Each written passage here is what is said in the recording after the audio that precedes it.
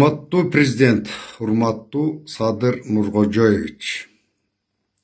Сизди элибиз 80% добуш менен өлкөбүзгө президент кылып шайлады. Жана көп ийир, көп суур ийин казбайт экен деп, ушу бар жогуна бир киши жооп берсин деп, парламенттик башкарууну жокко чыгарып, президенттик башкаруу деген системаны колдоп беришти.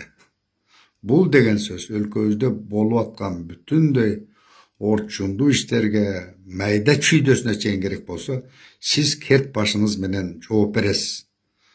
Жакшылык болсо ыраазычылыгын да сиз аласыз, жаманчылык болсо наалатын да сиз аласыз деген сөз. Урматтуу президент, азыр биздин өлкөдө бир эки резонанстуу иш болуп атат.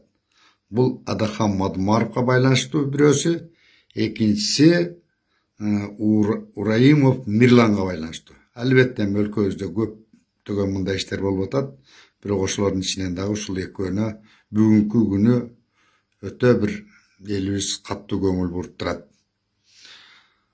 Ушул иште Адахан Мадумаровду баягы протокол боюнча камайт экен деп, прокуратура уже жогорку кеңештен уруксат алып бергиле, макулдуңарды бергиле деп кат жолдоптур деп атат.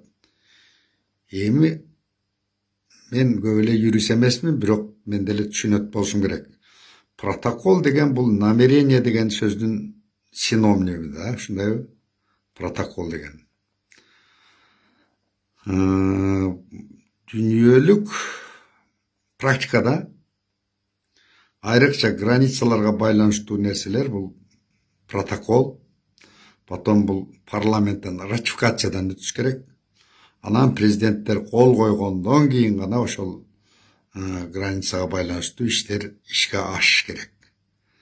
Адахан Мадумаровдун протоколу болсо, бүгүнкү күнү жөн эле кагаз болуш керек эле. Ал андай ратификациянын аркы беркиден өткөн эмес.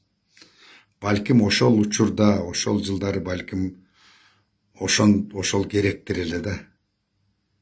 Эми бүгүнкү күнү биз мындай раз жакшы өлкө болобуз десек, чынчыл өлкө болобуз десек, биз бир атуулдун өмүрү дагы, бир атуулдун эркиндиги дагы биз үчүн, биздин мамлекет үчүн кымбат болуш керек. Тажиктердин давлениясы менен эле анан ушинтип Адахан Мадумаровду отургуза коелу деген кишилер чыгып атат, ол бул жаш балдардын оюну сыяктуу да. Принцип. Тажиктерди просто эле таанытыш керек. Дүйнөлүк практиканы алар эмнеге признавать этпейт? Бул протокол болгону намерение пока. Ал ратификациядан өтө элек, президент кол кое элек, бул значит бул жөнөкөй эле кагаз дегенди миллион чокчоңдошсо дагы ошолорго түшүндүрүш керек. Ал үчүн эле бир атуулубузду камап коюш, Мадумаров болобу же башкасы болобу, ал туура эмес болуп калат. Так, экинчи мынау Ураимов боюнча. Ураимовду биздин эл журт айтып атат, ушул компромат боюнча элди көтөргөн үчүн ошону эптеп шылтоолоп, азыр подстава кылып камап атат деген түшүнүк болуп атат биздин куршапта. Бул жигит дагы элге алынып калган. Мадумаровду өзүңүз билип, эми бүт Кыргызстан билген, даже дүйнөлүк коомчулук билген, чындыгында эле таза, албетте өзүнүн ашыкчылыгы менен, кемчилдиги менен саясатчы. Ураимов да элдин оозуна алынып калган бала.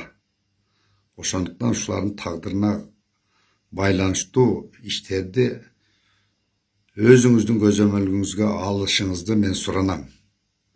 Анткени мындан кийин бизде курулай доомат менен, подстава менен, шылтоо менен камалбаш керек.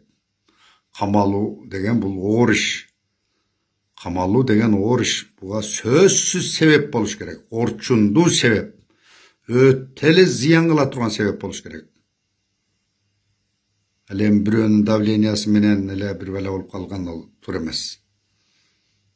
Анан кийин мен ушу следовательдерге, прокурорлорго, сотторго кайрылат элем. Медвежий услугаңарды токтоткула.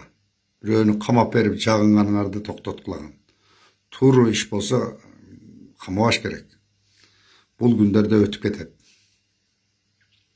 Şunday, mынан keyin bizdin өлködö Kurulay doomat menen günөөsüz hiç kim kamalbaş gerek. Жеңил желпи күнөөлөр дайым кечирилиш керек. Шундай. Эми куршаптык жердештериме кайрылайын. Урматтуу куршаптыктар, эртең митинг кылабыз деп атпыздар. Ушул эки жигиттин тагдыры боюнча. Ал сиздердин укуңуздар. Бирок мен сиздерден суранат элем. Куршап эли аң сезимдүү, акыл эстүү, билимдүү, madaniyatlı el. Жол тоспогула. Жол тоскондо эле президент көңүл бурат экен, а жол тоспосо көңүл бурбайт экен деген ал бекер сөз. Илгери эми жол тосчу, анткени мына азыркыдай сиздин колуңуздагыдай телефондор жок эле. Азыр даже мына менин выступлениям эгерде бул маанилүү болсо, 5 мүнөттөн кийин уже президентке жетет, түшүнүп атасыздарбы? Ошондуктан куршаптар маданияттуу эле болуп, жакшынакай эле жылуу сөз жылан дийинен чыгарат дегенде маданияттуу эле кайрылгыла, президентке кайрылгыла, депутаттарга кайрылгыла, маданияттуу эле. Аны өлтүрөм, житирем, томолотуп жүрөм дегениңерди койгулайын. Анткени силердегидей эмоциональность президент дагы башка бийлик адамдары деле кудду силердей эле адамдар. Силер кыйкырсаңар, олордун да кыйкыргысы келип кетет да. Ошон үчүн туугандарым маданияттуу эле чечейлик. Жылуу сөз жыланды ийинен чыгарат дейт. Туугандарым, мен ойлойм, Кудай кааласа эки балага тең эч кандай зыян болбойт, экөө тең чыгат Кудай кааласа.